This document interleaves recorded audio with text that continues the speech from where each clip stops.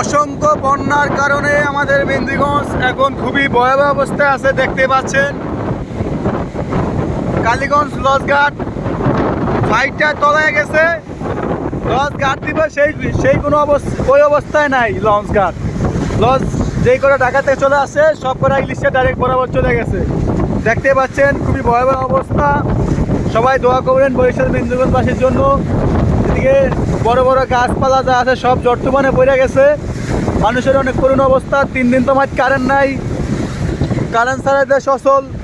কারণ মানুষের যে দুর্ভোগ এটা নিজ চোখে না দেখলে বুঝতে পারতাম না। আপনারা যারা আছেন যে যেখান থেকে দেখছেন ভিডিওটা বেশি বেশি করে শেয়ার দিবেন।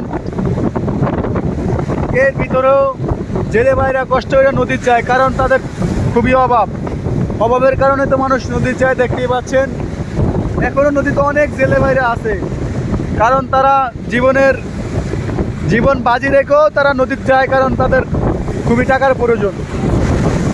এত পরিমাণ ঢেউ যেটা আমি নিজের চোখে না দেখলে বুঝতে পারতাম না।